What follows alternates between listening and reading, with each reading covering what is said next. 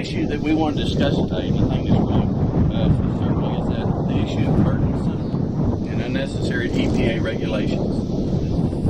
We've asked Senator Jim Inhofe to join us today and explain how we can stop this flood of regulations.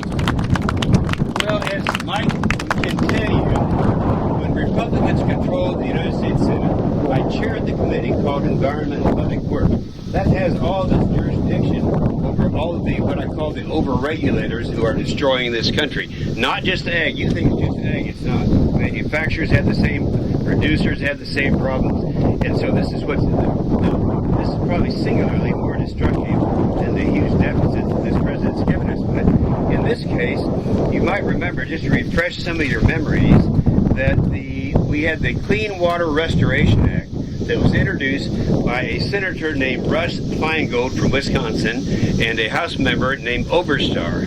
Now, they introduced this so that they would take the word navigable out to allow the federals to regulate everything that you're looking at. If you go to Kingfisher County, I can remember when they had, after a hard rain, some water that was standing, that would then be subject to regulation.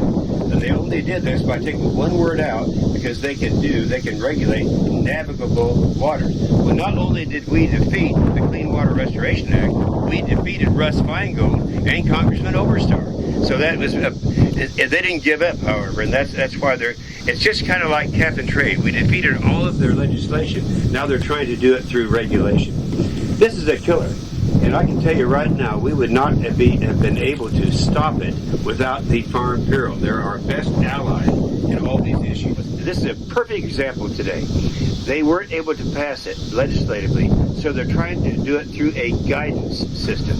And that means they do it through the bureaucracy. You know, I was the bad guy 10 years ago who discovered that the whole idea that global warming was happening was due to man-made gases. And now people understand that that was the case. But what they're doing now, since they lost it legislatively, we have spent, and the Obama administration has spent, and we had to discover it, $68.4 billion on cap and trade, greenhouse gas agenda that they were not able to do legislatively. They're doing the same thing with water here. So you just got to, I hate to say it, you got to get them out of there.